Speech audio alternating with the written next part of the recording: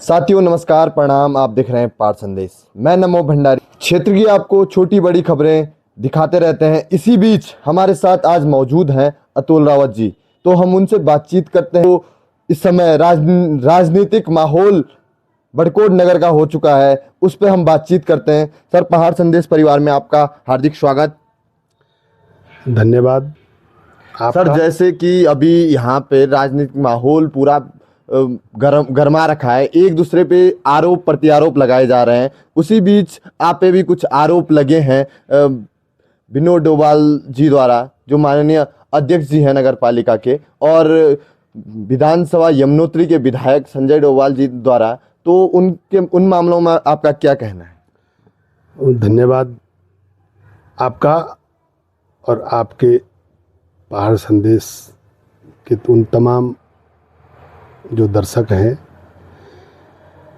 मैं आपके चैनल के माध्यम से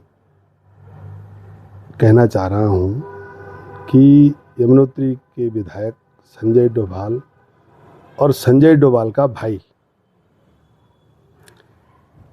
अभी उतने मेंटल नहीं हुए हैं, लेकिन 27 आते आते ये दोनों जमीन पे रहेंगे। जैसे कि आज मुख्यमंत्री आवास का घेराव की बात की जा रही है, कल मामले में आपका क्या कहना है कि वो मुख्यमंत्री आवास का घेराव कर रहे हैं? ये मेरे समझ में बात नहीं आ रही है कि वो मुख्यमंत्री आवास का घेराव किस काम को लेके कर रहे हैं। हुआ क्या उनके साथ? जो उन्होंने आज तक मांगा वो दिया। और कितने भाग्यशाली हैं दोनों भाई कि अभी तक जेल नहीं गए। बड़कोट चुनाव में, नगर पालिका के चुनाव में कहां कहां से वोट इकट्ठे करके प्लानिंग के तहत और चेयरमैन बन गए। उसके बाद भी अपने आप को बड़े पाक साफ आदमी कह रहे हैं। लेकिन ठीक है, आपने कर दिया, जब समय आएगा तो आपको जवाब दिया जाएगा। लेकिन आपके चैनल के माध्यम से मैं एक बात बहुत स्पष्ट कहना चाह रहा हूं कि वो मुझको मेंटल केस बता रहे हैं।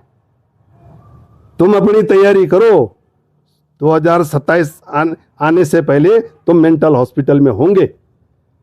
पूरे विधानसभा में यमुनोत्री के विधायक ने यमुनोत्री क्षेत्र के मतदाताओं की मतलब क्या बुरी दशा कर रखी है, जिसकी हमने कभी कल्पना नहीं की। विधानसभा में देख लो, सड़कों में देख लो। ये जो परसों यहाँ पर राष्ट्रीय राजमार्ग को बाधित किया, मुद्दा क्या था इनके पास? विधायक को ये शोभा देता है कि चौराहे पे बैठे और जनता को परेशान करे। लेकिन समय से पहले संजय डोभाल को जो नहीं मिलना चाहिए था, अब मैं ये दोष मैं अपने भी दूंगा। हम जैसे कुछ क्षेत्र में ऐसे लोग निकल पड़े, उन्होंने कहा आजा भाई, हम तेरे साथ खड़े हो गए, चल। उसने जमीन छोड़ दी। लोगों का आरोप है कि यदि गलत वोट चढ़े थे तो वो बीएलओ ने चढ़ाए, उसके बाद जब आपत्ति लगाई गई तो किसी के द्वारा आपत्ति नहीं लगाई गई। अब जब चुनाव निपट चुका है तो क्यों इस बात को बार बार उठाया जा रहा है? देखो, ये सातिर किस्म के लोग हैं। इन्होंने अपना काम कर दिया और जो काम हो गया हो गया। मैं इस मंच के माध्यम से दोनों भाइयों को ये कहना चाह रहा हूं, बहुत बड़ा गुरूर है ना अपने पे कि हम जनप्रतिनिधि हैं और हम जनता के सेवक हैं। एक बार अपने भाई से बोल, नगर पालिका के अध्यक्ष से रिजाइन कर, नए चुनाव में आ जा। इस आप पे एक आरोप और भी लग रहा है कि आपको कहा जा रहा है कि आप नगर पालिका के चुनाव की खुंदक अभी आपकी निकली नहीं है और आप इस वजह से गलत आरोप उन पे मढ़ रहे हो। नहीं, क्या गलत आरोप मढ़ रहा हूँ? मैंने कोई ऐसे आरोप तो लगाए नहीं जो अमर्यादित हो। क्या वो खनन के धंधे नहीं करते हैं? क्या उनके साथी लोग शराब के धंधे नहीं करते हैं? वो हमसे नाम पूछे, हम नाम बता देंगे। लेकिन जो काम शासन प्रशासन को करना चाहिए था पहले, वो अब इनके कारनामों के कारण जब शासन प्रशासन ने उस पर लगाम लगाने का प्रयास किया तो ये शासन प्रशासन के खिलाफ और उत्तराखंड सरकार के खिलाफ सड़कों पे आने की चेतावनी दे रहे हैं। मतलब उल्टा चोर कोतवाल को डांटे, ये इनका काम करने का तरीका है कि ये मेरा काम करो नहीं तो मैं विरोध। आप विरोध करते रहो, लोकतंत्र है, करो, देखते हैं कितना आप विरोध करते हैं। क्यों ऐसी नौबत आन पड़ी कि विधायक जो विधानसभा के एक मुख्य व्यक्ति होते हैं उन्हें सड़कों पे बैठना पड़ रहा है, और क्यों सरकार इस मामले में कुछ भी संज्ञान नहीं ले रही है कि एक विधानसभा के मुख्य विधायक उन्हें किसी छोटे से मामले के लिए भी सड़कों पे बैठना पड़ रहा है? भाई मैं तो ये मेरे पास तो ये जानकारी है कि विधानसभा में या माननीय मुख्यमंत्री जी के पास जब यमुनोत्री का विधायक जाता है तो जो वो बोलते हैं वो माननीय मुख्यमंत्री जी उनकी बात सुनते हैं। और ये उन्होंने जब बड़कोट प्रवास के दौरान माननीय मुख्यमंत्री जी आए तो खुले रूप से मंच में बोला कि मैं 5 मांगता हूँ, 25 देते हैं, 40 करोड़ वहाँ के लिए दिए, 20 करोड़ वहाँ के लिए दिए। उसका भाई बोलता है कि मैं खुल के बोल रहा हूँ कि विधायकी आदमी करोड़ों का काम कर रहे हैं। तो सरकार के प्रति किस बात की नाराजगी है? मैं कल का वीडियो देख रहा था विधायक यमुनोत्री का, उसके भाई का, वो टटावा डिग्री कॉलेज के लिए कह रहे हैं कि ये सिलेक्शन गलत हुआ है। अब हमारे समझ में आ गई बात कि तुम सिलेक्शन की बात क्यों कर रहे हो, क्योंकि तुम जमीन के भी तस्कर हो और तुम्हारी अब नज़र टटावा डिग्री कॉलेज पे लग गई, इसलिए तुम वो साइट सिलेक्शन गलत बता रहे हो। क्या गलत काम कर दिया डकैत गांव की जनता ने, जो 217 नाली जमीन दान दे दी, और आज आप कह रहे हैं कि ये सिलेक्शन गलत है। उस डिग्री कॉलेज से आपके गीट, उजरी, बड़कोट, आपके धारमंडल, बनाल ठकराल, सरनोल क्षेत्र, सारे काश्तकारों के बच्चे पढ़ते हैं और उनका वो केंद्र बिंदु है। मैं तो डिग्री कॉलेज के उन नौजवान साथियों को बधाई देना चाह रहा हूं जो अपनी डिमांड को लेके वहां पर प्रधानाचार्य जी का घेराव कर रहे हैं। वो डिग्री कॉलेज में आए दिन अपनी बात उठाते रहते हैं, इसलिए कि भाई अपनी बात तो उठानी चाहिए, ठीक है। और मैं तो ये कह रहा हूं कि जब हम देहरादून जाएंगे तो माननीय शिक्षा मंत्री जी से बात करेंगे डिग्री कॉलेज बड़कोट के संबंध में कि भाई अनदेखी तो नहीं होनी चाहिए, छात्र छात्राओं की बात तो सुनी जानी चाहिए। जो काम यमुनोत्री क्षेत्र के विधायक को करना चाहिए वो काम आज डिग्री कॉलेज के बच्चे कर रहे हैं। चुनाव पीरियड में लिपड़ी चुपड़ी बातें करके बोल दिया मैं बसें लगा दूंगा, और आज बस लगाने के डर के मारे ये कह रहा है कि ये सिलेक्शन ही गलत है। तो तुम्हारी करनी और कथनी में भारी अंतर है। आप कितना लोगों को मूर्ख बनाते हो, कितना आप लोगों को मतलब जलील करना चाह रहे हो, कर दिया आज तक। अब जनता आपके हिसाब से नहीं चलने वाली, और 2027 में संजय डोभाल जहां तुम्हारी असली जमीन है वहां दिखाई देगी। और एक चीज मैं और बोलना चाह रहा हूं, संजय डोभाल मेरे कारोबार के बारे में कह रहा है, अपना कारोबार बता दे। अगर तेरा भाई जो है खनन का काम नहीं करता है तो संजय डोभाल तेरा क्या कारोबार है बताओ। 300 से ऊपर 300 नाली जमीन का मैं मालिक हूं बड़कोट जैसी टाउन क्षेत्र में, और सारी जमीन मेरी राष्ट्रीय राजमार्ग पर है। एक खेत बेचूंगा, एक साल में बैठ बैठ के खा सकता हूं। मुझे चैलेंज करने की जरूरत नहीं है। जितनी तेरी सारी प्रॉपर्टी है, एक खेत है मेरा 2/8 नाली का। जितनी संजय डोभाल के पास सारी प्रॉपर्टी है, एक खेत है 8 नाली का, जिसकी कीमत इस समय कम से कम 6 करोड़ रुपए है। हमें चैलेंज करने की जरूरत नहीं है, और मेंटल हॉस्पिटल में जाने की जरूरत अब तुम दोनों भाइयों को है।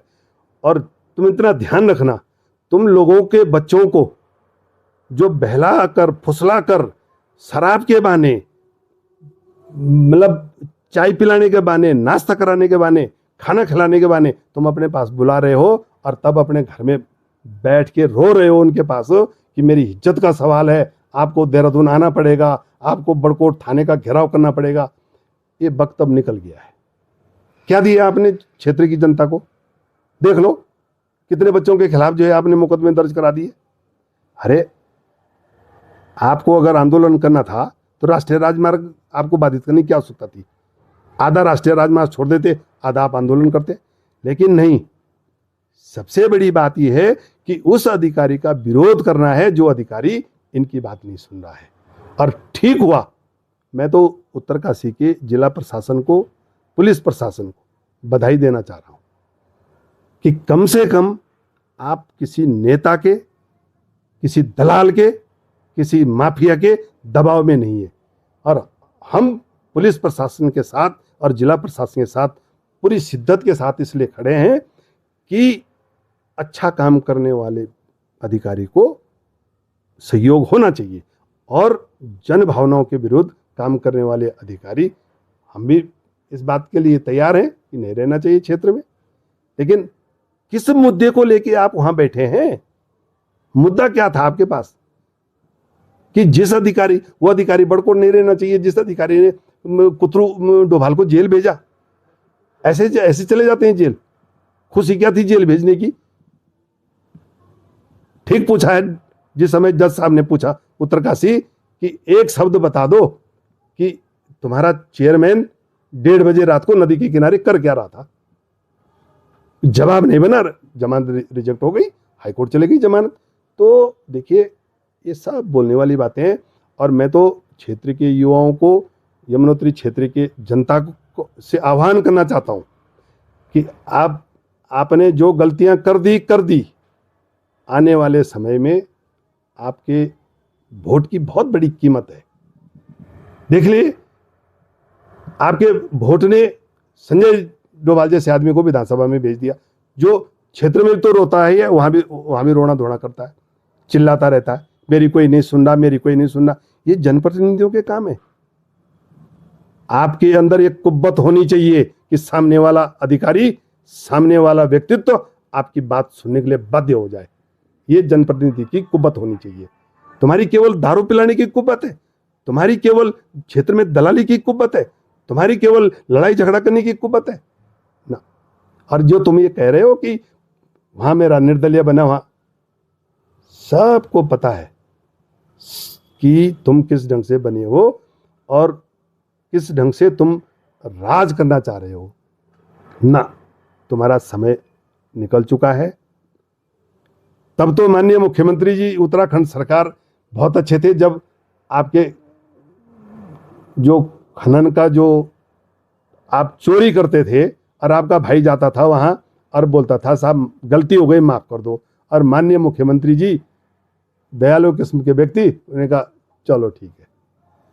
और आज उन्हीं को आप कोस रहे हैं कि हमारी बात नहीं सुनते।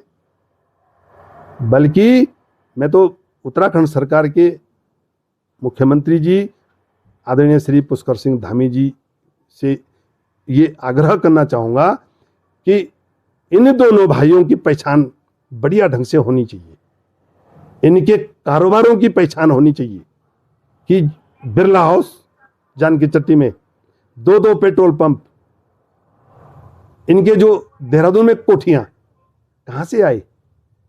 ये कुथनौर में 5 मंजिला होटल बन रहा है, सारे विधायक निधि के रास्ते बना दिए। विकासखंड नौगांव का जो चुनाव हुआ, विधायक निधि से उनको खरीदा गया। इसकी जांच होनी चाहिए और नौगांव प्रमुखा की भी जांच होनी चाहिए 5 साल कार्यकलापों की, ताकि अजविन पवार को यह पता लगे कि मेरी वास्तविक धरती कहां है। अजविन पवार अभी दोनों भाइयों के पीछे छुप के खेल खेल रहा है। नहीं, ये खेल बंद नहीं होगा। अजविन पवार भी चौराहे पे जनता के सामने खड़ा किया जाएगा कि 5 साल का हिसाब दे। जो आपने वहां बनास अपने गांव के नीचे जो आपने वहां टेंडर लगाए और बिना टेंडरों के आपने जो काम किए, बिना काम के आपने भुगतान किए, एक एक रुपए का हिसाब लेंगे। बिना बिना बिना हिसाब के आपको छोड़ेंगे नहीं। सुनने आप, इसलिए मेरा कहने का आशय है कि संजय डोभाल का अभी वक्त, जैसे जैसे चुनाव नजदीक आ रहे हैं वैसे वैसे उन दोनों का हॉस्पिटल जाने का टाइम आ गया। 5 मुकदमे हैं उस पे टोटल। 5 है कि 4, 5वां होने वाला है कि 4 हो रखे हैं। अब लगा लो आप क्या स्थिति है। क्षेत्र में कौन रह सकता है, कौन नहीं रह सकता। शाम को प्रेस से बात करते हुए संजय डोभाल के क्या हालत है। तो ये सब चीजें जनता देख रही है और इतने आसानी से जनता इसको भूल नहीं सकती है। 5 साल का कार्यकाल बहुत बड़ा कार्यकाल होता है और विधायक जैसा पद जनता तरसती है ऐसे लोगों से अपनी बात करने के लिए और ऐसे लोगों से मिलने के लिए। यमुनोत्री का विधायक मजाक बना रखा है विधायक का पद। 24 घंटा रोना, 24 घंटा धोना, जीता भी रोने धोने से और कार्यकाल भी अपना काटना चाह रहा रोने धोने से।